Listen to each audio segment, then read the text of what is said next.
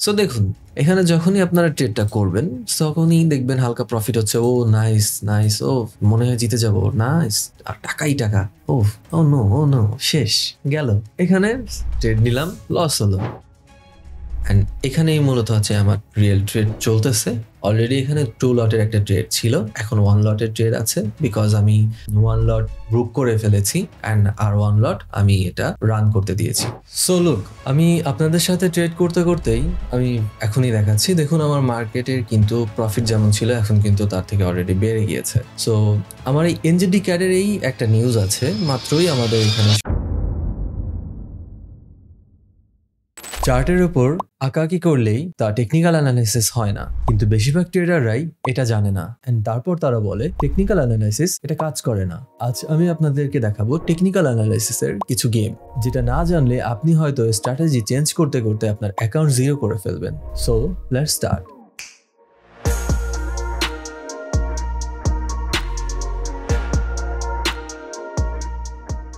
বিগিনাররা যে ভুলটা করে থাকে, যেটা আমিও করতাম 2020 সালে যখন আমি প্রথম চার্ট দেখা শুরু করি, আমি ভাবতাম যে আরএসআই যদি 70-এর কাছাকাছি চলে যায় তাহলে আমার ওইখান থেকে সেল করতে হবে, আবার 30-এর যখন কাছাকাছি চলে আসবে তখন আমার ওইখান থেকে বাই করতে হবে। কিন্তু ম্যাক্সিমাম টাইম যখনই আমি এমন করতাম দেখতাম যে আমার অ্যাকচুয়ালি ট্রেডটা লস হয়েছে। আমার এসএল হিট হওয়ার পর মার্কেট ঠিকই সেই মোমেন্টাম ওয়াইজ চলে গিয়েছে, আমার টিপি হিট করেছে, যেটা আপনাদের সাথেও হয় আর কি। সো তখন আমি বুঝলাম টেকনিক্যাল অ্যানালাইসিস কাজ করে ঠিকই, বাট টেকনিক্যাল অ্যানালাইসিস দিয়ে ভবিষ্যৎ বলা যায় না, এটা জাস্ট একটা প্রবাবিলিটি। ধরুন মার্কেট একটি জায়গা থেকে পরপর 3বার সাপোর্ট নিয়েছে, 1 2 3। সো এখানে যদিও চতুর্থবার আবার আসে, আমরা ধরে নিতেই পারবো যারা নতুন তারা ভাববে এখান থেকে বাই করতে হবে, কিন্তু আসলে অনেক সময় হয় কি, এখানে মার্কেটের একটি লিকুইডিটি থাকে, লাইক মার্কেট এখানে বাই হয়েছিল, এখান থেকে রিফ্লেক্ট করেছিল। সো আমাদের মতো যারা রিটেল ট্রেডাররা তারা অনেক সময় এখানে বাই করে অ্যান্ড এর নিচে হচ্ছে এসএল দিয়ে থাকে। সো এই জন্য মার্কেট মেকাররা অনেক সময় করে থাকে এখানে তাদের এসএলটাকে হান্ট করে, হান্ট করার পর তারপর তারা আবার মার্কেটটিকে মুভ করে নিয়ে যায়। ঠিক তার পারফেক্ট একটি এক্সাম্পল আমরা এখন এখানে দেখে নিব। মার্কেট খুবই সুন্দর করে এখান থেকে লিকুইডিটি গ্র্যাব করে মার্কেট আবার সে পুনরায় এখানে রিটেস্ট করতে গিয়েছে। এখন মার্কেট যদি এখানে রিটেস্ট না করে মার্কেট এখানে ব্রেকআউট দিয়ে এখানে স্টে করে, দেন এটা আমাদের লিকুইডিটি গ্র্যাব হবে। সো এটা হবে একটি ফেক আউট। সো আমরা দেখলাম মার্কেট এখানে স্টে করলো, মার্কেট আবার একটু রিটেস্ট করলো, এই ফেয়ার ভ্যালু গ্যাপটা ও ফিল করে মার্কেট আবার উপর দিকে চলে যাচ্ছে। সো এখানে ট্রেডগুলা অলওয়েজ খুবই সেফ হয়। আপনি যদি এখানে বাই করেন অ্যান্ড আপনি যদি এসএলটাকে এর নিচেও দেন, আপনার এসএলটাকে হান্ট হচ্ছে না, বিকজ আপনার এন্ট্রি নেওয়ার আগে যত সব এন্ট্রিগুলো হান্ট হওয়ার কথা ছিল তা অলরেডি হয়ে গিয়েছে। অ্যান্ড আমরা দেখতে পেলাম খুবই ইজিলি এখান থেকে আমাদের এন্ট্রি পয়েন্টটা খুবই সুন্দর করে 1:2 বা তার বেশি টিপিটা আমাদের হিট করলো আর কি। The truth about indicator. RSI, McD, moving average এগুলো কোনো কিছুই কিন্তু আপনাকে লং টাইমে প্রফিটেবল বানাবে না যদি আপনি জাস্ট এটারই আপনি সিগন্যাল নিয়ে ট্রেড করে থাকেন। লাইক আপনি ওভারসোল্ড হয়েছে আপনি এখানে বাই করেছেন, আপনি ওভারবট হয়েছে আপনি এখানে সেল করেছেন।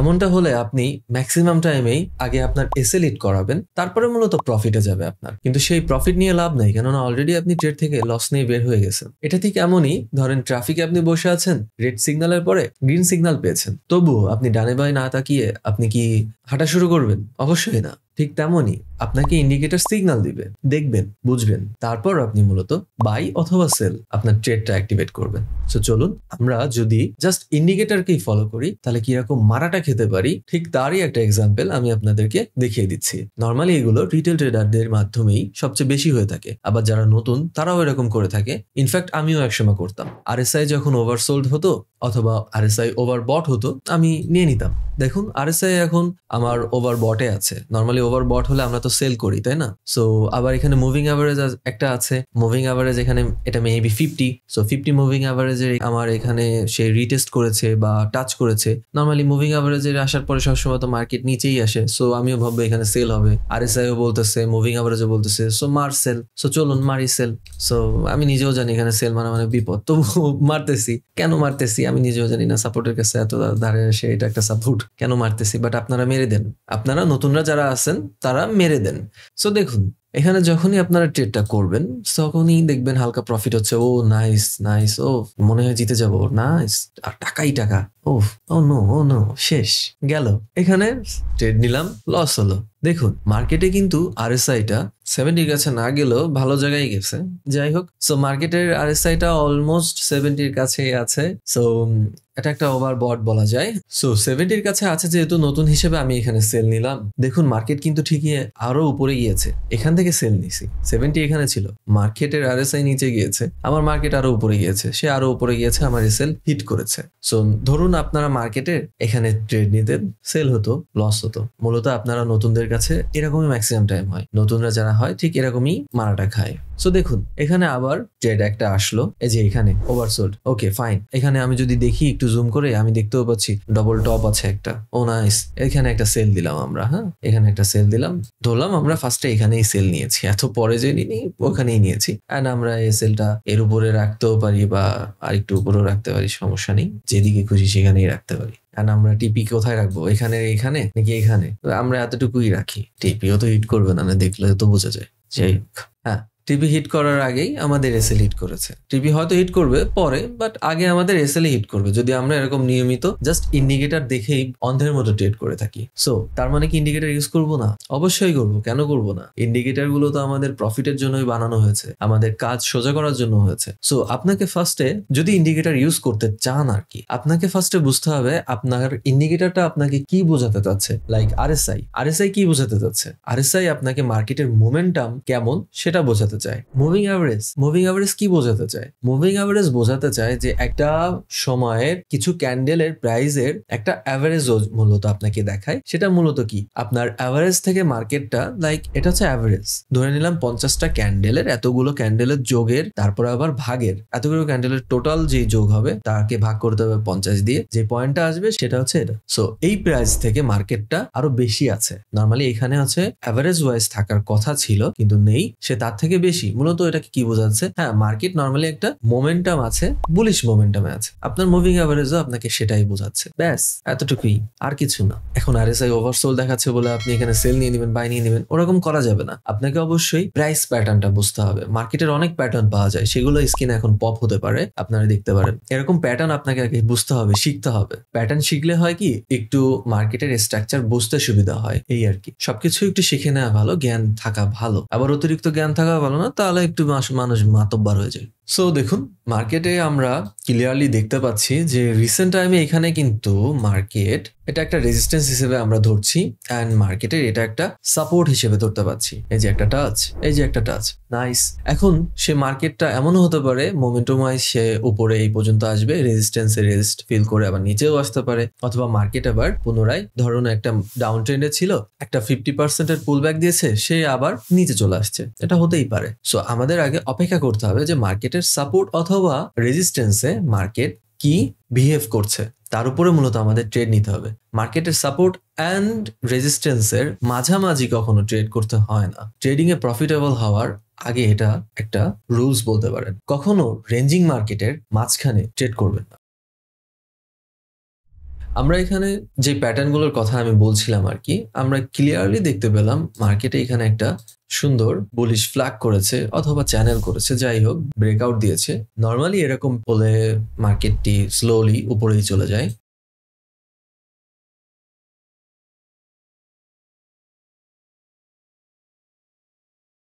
সম্পূর্ণ আমাদের রেজিস্ট্যান্স ও টাচ করিনি, বাট এখানে সেলার প্রেশার বেশি থাকার কারণে মূলত চলে আসছে। Very good. সো মার্কেটের দেখুন এখানে কিন্তু অলরেডিও একটা শোল্ডার টাইপের, হেড অ্যান্ড শোল্ডার টাইপের করতেছে, লাইক এইটা একটা লেফট শোল্ডার, এটা একটা হেড, আর এখান থেকে মনে হয় আর একটা শোল্ডার আসবে আর কি, হতে পারে এরকম হয় অ্যাভারেজ টাইমে আর কি। তাই বলে দেখে ট্রেড করতে হবে এরকম না, আপনার জেনে রাখা ভালো, জেনে রাখলে মূলত মার্কেটের পরে ট্রেড করতে সুবিধা হয় আর কি।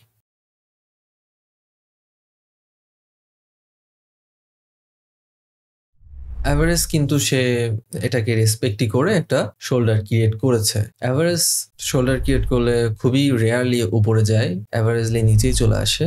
বাট আমরা সেগুলো আন্দাজ করে ট্রেড অবশ্যই করবো না, স্পেশালি মার্কেটের মিডিল পয়েন্টে থেকে। এটা কখনোই করা ঠিক হবে না। সো টেকনিক্যাল অ্যানালাইসিস আপনাকে শিখতে হবে ঠিক এভাবেই। অ্যান্ড টেকনিক্যাল অ্যানালাইসিস মানে এই না যে আমার প্রত্যেকটা ক্যান্ডেলের উইক কি বলতেছে এটা দেখার দরকার নাই। টেকনিক্যাল অ্যানালাইসিসকে আপনি এভাবে দেখবেন, সিম্পল ভাবে, যে আপনাকে কিছু চার্ট প্যাটার্ন বুঝতে হবে, সাপোর্ট রেজিস্ট্যান্স বুঝতে হবে, ওখানে যে আপনি বুলিশ কোনো প্যাটার্ন পাচ্ছেন কিনা বা বেয়ারিশ কোনো প্যাটার্ন পাচ্ছেন কিনা। এখানে মূলত আপনাকে এন্ট্রি নিতে হবে টেকনিক্যাল অ্যানালাইসিসের সাহায্যে। টেকনিক্যাল অ্যানালাইসিস মূলত আপনাকে ব্যবহার করতে হয় আপনার এন্ট্রি অ্যান্ড এক্সিটটাকে কনফার্ম করতে। অ্যান্ড ফান্ডামেন্টাল হচ্ছে ব্যবহার করতে হয় আপনার ফরেক্স এর কোন পেয়ারে আপনি বুলিশ থাকবেন না বেয়ারিশ থাকবেন সেটা বুঝে। ফান্ডামেন্টাল নিয়ে যদি আপনারা কেউ ভিডিও দেখতে চান আমাকে কমেন্টে অবশ্যই জানাবেন, লিখবেন ফান্ডামেন্টাল। আমি জাস্ট ইনশাআল্লাহ নেক্সটে আপনাদের ফরেক্স এর ফান্ডামেন্টালস নিয়ে বিস্তারিত একটা ভিডিও দিয়ে দিব। সো রিসেন্টলি দেখতেই পাচ্ছি মার্কেটটি খুবই দ্রুত, খুবই কুইকলি, মেবি এটা একটা নিউজ ক্যান্ডেল, ডাউনে চলে আসছে।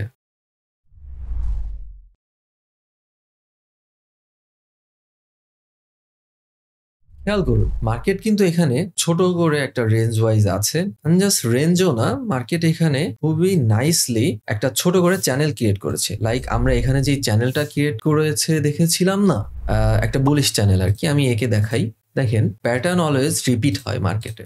সো একটা বুলিশ চ্যানেল আপনার এখানে ক্রিয়েট হয়েছে, আর এটাকে যদি আপনি টানেন এখানে আপনার বেয়ারিশ চ্যানেলই আসবে। এই যে একটা বেয়ারিশ চ্যানেলই আসে। বেয়ারিশ চ্যানেল অলওয়েজ উপরের দিকে হয়, বুলিশ চ্যানেল নিচের দিকে। সো একটা বুলিশ চ্যানেল আছে এখানে, অ্যান্ড নিচে আমাদের এই রেঞ্জ ওয়াইজও কিন্তু একটা বুলিশ চ্যানেলই আছে। এই যে প্রায় সিমিলার তো হবে না কখনোই কোনো কিছুই, বাট আন্দাজ করে আপনাকে বুঝে নিতে হবে। এটাও খারাপ না, একটা সুন্দর করে চ্যানেল ক্রিয়েট করেছে।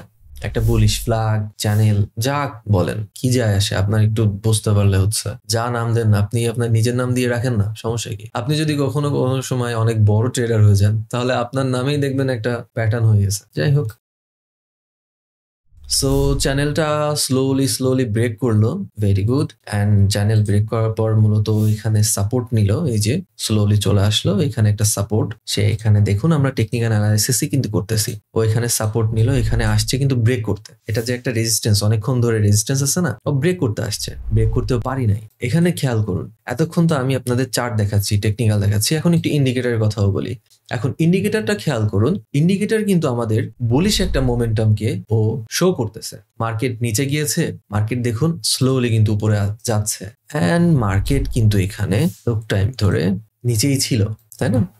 এই যে মার্কেটের মোমেন্টাম নিচে ছিল, মার্কেটের প্রাইসিং আস্তে আস্তে ডাউনে যাচ্ছিল, বাট মার্কেটের কিন্তু এটা আরএসআইটা স্লোলি হাইতে গিয়েছে। এটা বলতে এটা বোঝাচ্ছে যে মার্কেটে কিন্তু এখন আপনাকে দেখাচ্ছে একটা বুলিশ ডাইভারজেন্স। মার্কেটের আরএসআই আপনাকে বলতেছে যে মার্কেটে খুবই দ্রুত একটা রিভার্সাল আসতে পারে। আপনাকে মূলত এভাবে দেখতে হবে আরএসআই ইন্ডিকেটরটাকে বা যে কোনো ইন্ডিকেটরটাকে। সো আপনি এখন ঠিক সেভাবেই আপনার ট্রেডটাকে প্লে করতে দিতে হবে। মার্কেটে আসছে অ্যান্ড এখানেই মূলত আছে আমার রিয়েল ট্রেড চলতেছে।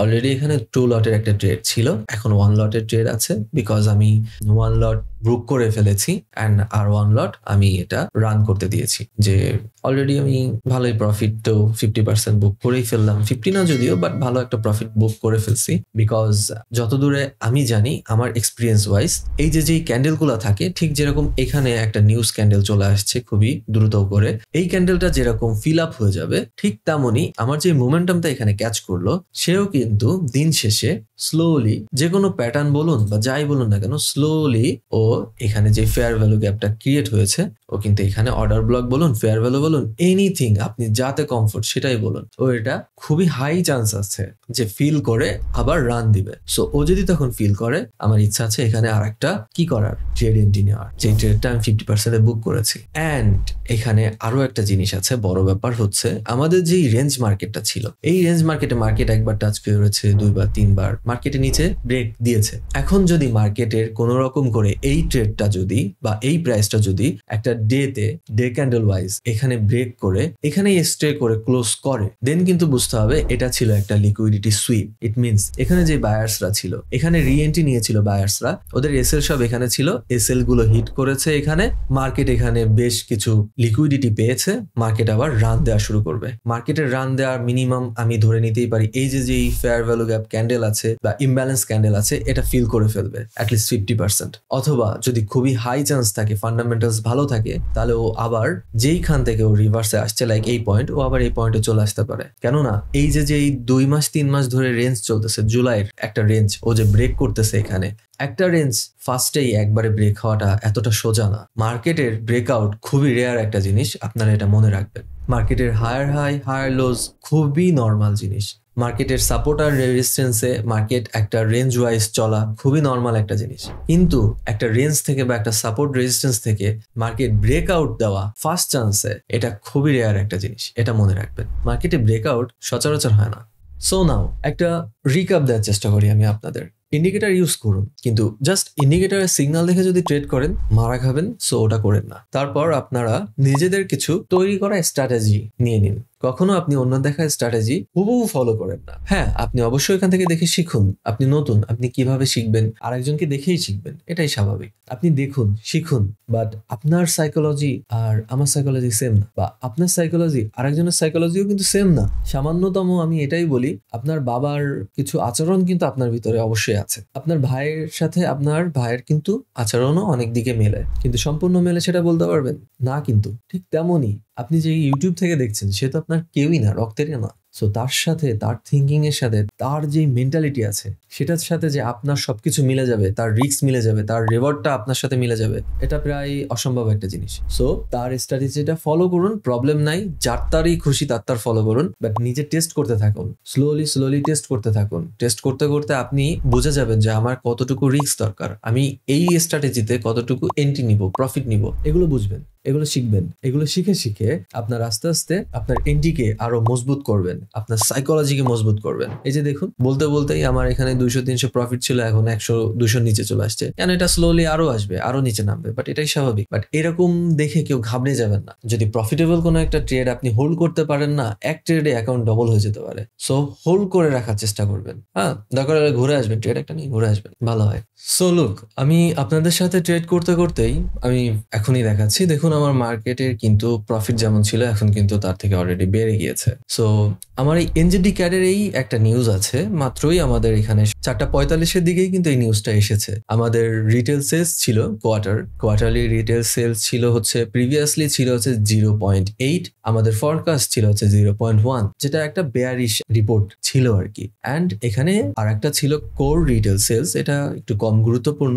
সবগুলো কিন্তু মিডিয়াম থেকে কম, কোনোটা অনেক বেশি না। তবু আপনার প্রত্যেকটা নিউজকেই সুন্দর করে বুঝে নিতে হবে এবং সুন্দর করে সাজিয়ে আপনার ওই কারেন্সির স্ট্রেংথটাকে আপনাকে বুঝতে হবে। সো দেখুন, মার্কেটের এখানে যে বেয়ারিশ নিউজগুলো ছিল তার এগেইনস্টে আমাদের রেজাল্ট কি এসেছে। অ্যাকচুয়ালি দেখুন, ফরকাস্টে কি ছিল 0.1, তার বেশি আসছে। হ্যাঁ, মার্কেটের গত মাসের থেকে কম আসছে, কিন্তু ফরকাস্টের থেকে বেশি আসছে। যারা ট্রেডার ছিল, যারা ইনভেস্টার ছিল, তারা কিন্তু এইটা দেখে তাদের ইনভেস্টমেন্টটা করেছিল। লাইক যেহেতু বেয়ারিশ ছিল, হয়তো সেল করেছিল, আর না হয়তো কম ইনভেস্ট করেছিল। খারাপ জিনিস তো মানুষে কম নেই, তাই না? ঠিক তেমনই কম নিয়েছিল আর কি। বাট এখন দেখতেছে যে যতটা খারাপ ভেবেছিল ততটা কিন্তু হয়নি। আর এটা তো নেগেটিভ ছিল, এটা তো নেগেটিভের বদলে উল্টা আরো যা ছিল 4 ছিল, তার আগে বেশি 7 হয়েছে। সো উল্টা আরো বেড়ে গিয়েছে। সো ওভারঅল কিন্তু এটা একটা পজিটিভ সাইন।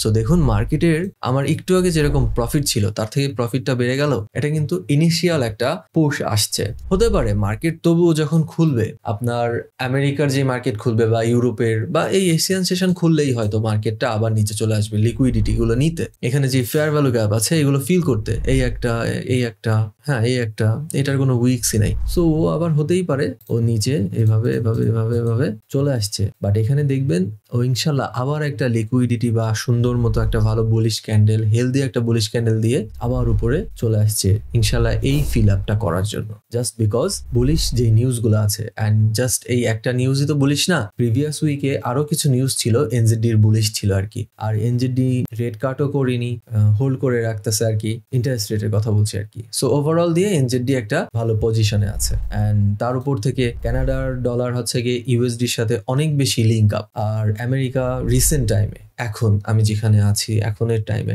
রিসেন্ট টাইমে ইন্টারেস্ট রেট কাট করার কথা বলতেছে, পাউল সাহেব কথাও বলছে যে আমরা কাট করতে পারি। সো তার জন্য আমেরিকা যে উইক হচ্ছে তার একটা ইফেক্ট কানাডা ডলারের উপর পড়বে। সো ওভারঅল কানাডা একটু উইক থাকবে অ্যান্ড এনজেডি একটু বুলিশ থাকবে। সো তার জন্যই মূলত এখানে আমার এই ট্রেডটা হোল্ড থাকবে, অ্যান্ড ও আবার যখন নিচে রিটেস্ট করতে আসবে দেন আবার একটা ট্রেড আমার রিএন্ট্রি হবে আর কি। সো আজকের জন্য এই পর্যন্তই।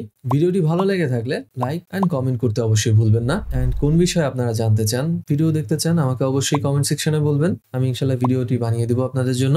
সো আজকের জন্য এই পর্যন্তই। আল্লাহ হাফেজ।